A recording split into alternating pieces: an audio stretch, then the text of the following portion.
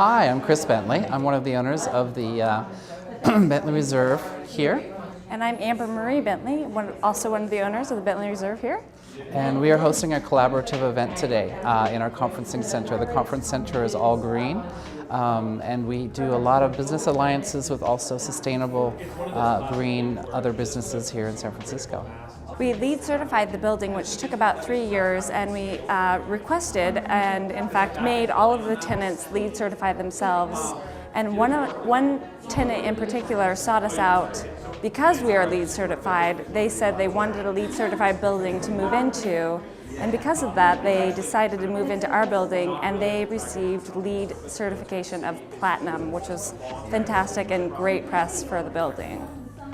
Well, we're really proud of the Bentley Reserve because it is a historical building, and you may think that it's easy to LEED certify a building that already exists because you don't have new construction, but we had to replace all of the infrastructure, all of the HVAC, all of the lighting, so really it's a beautiful building with old bones but a modern heart inside of it. Some of the partnerships that we're working on tonight is with Orchard Garden Hotel, which is a green certified hotel, LEED certified hotel. And another one of our partners tonight is Paula LeDuc, which is also a green catering company. And really tonight is about collaboration and getting people together, because right now in this economy, it's us who really are going to help the environment and do the right thing, because in this time we need to earn as much money as we can to help stop global warming and help the environment as much as we can. And when we initially opened the doors, we were doing a lot of events, a lot of weddings down in the banking hall, and we wanted to partner with other businesses that are like-minded, that also have the same interests at heart. And we found that that was actually very easy to do in San Francisco. There's a lot of wonderful, sustainable practice businesses here, and it's just made our work a lot of fun and very rewarding.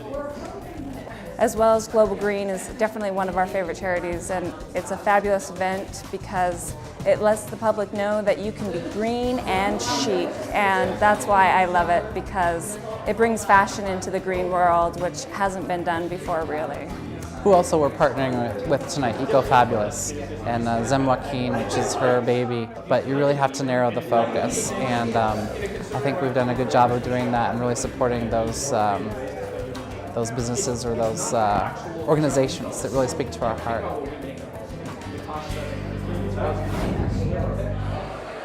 My name is Zem Joaquin, and I'm the founder of EcoFabulous.com. It's a website devoted to the intersection of style and sustainability, and it's also a celebration of collaboration. So that's one of the many reasons that I'm excited to be here emceeing this event tonight at Common Green, because it's about our common goals as part of the environmental community. Well, vintage is always in style. So I love this dress because it's vintage, and I think about who would have worn it and what events they would have gone to, which makes it even more kind of titillating.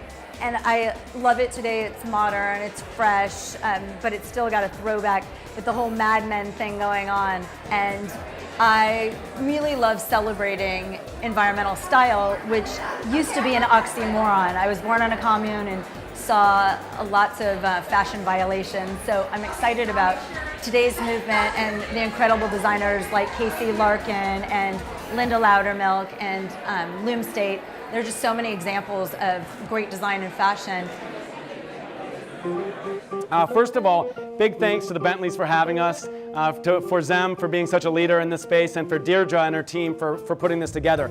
This is the first Common Green event, but certainly not the last. So if we can just give a quick hand to the people who put this together.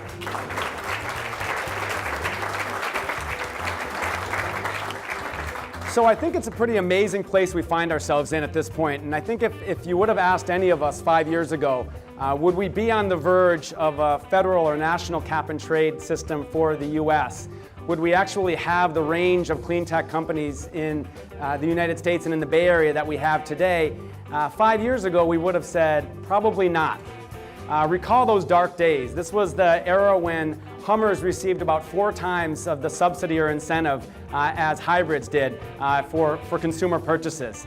We think back to those times, and that was the work that a lot of us have been involved in over the last 4 years. I had the privilege of serving Gavin Newsom here in San Francisco, and really being, I think, as a part of San Francisco, a bright light in an otherwise sort of dark space in the United States.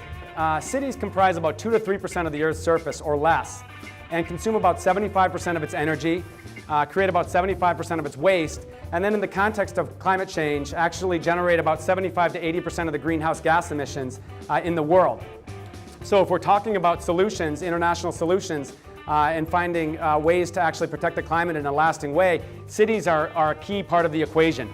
There is definitely and certainly a right policy window at the federal level for climate protection, for a system that actually starts to account for carbon, right? So you have the definition of the problem, which is we're burning ourselves to death in our planet. And you have the political, which is the leaders that actually are prioritizing that problem. And then we have the policy, which is the solution, which in the case of Congress is the Global Warming Act, which is now known as by the acronym ACES. And so first and foremost, what the bill in Congress does is it puts a price on carbon. But the next four months is probably the most important time in the modern environmental movement over the past 30 years. Probably everybody in this room knows that in December, world leadership comes together in Copenhagen for the first time in several years and decides whether they can actually find an agreement to reduce greenhouse gas emissions to a level where we can sustain life on this planet. A pretty big deal. The United States actually has to step up prior to December and demonstrate that it's actually taking binding action to reduce its greenhouse gas emissions. And so we're now to the second house of Congress and really the last stop towards achieving this transformational, generational goal, and that is Senate consideration of the climate bill. So 60 votes, 60 senators actually have to vote in the affirmative to actually pass the climate bill, talking to offices of undecided senators and saying this is a huge priority. And the economic recession notwithstanding, we actually need this bill to improve our economy and remain competitive in the long term. This is not a despite the bad economy. This is because we're in poor economic situation. We need this as never before. I'm on a soapbox, obviously, but it's an important soapbox. Make a commitment to yourself if you care about these issues to actually get involved.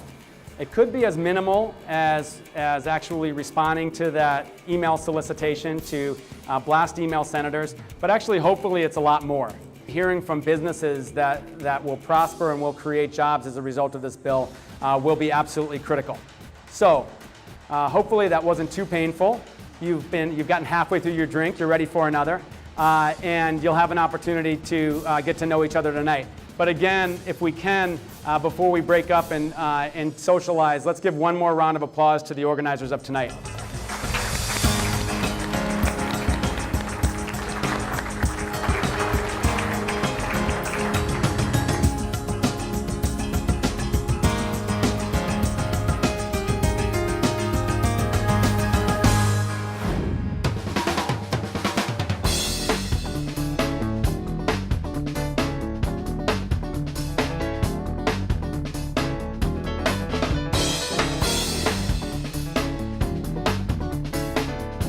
Check out the Hippie Gourmet's quick and simple cookbook for healthy eating, available wherever books are sold.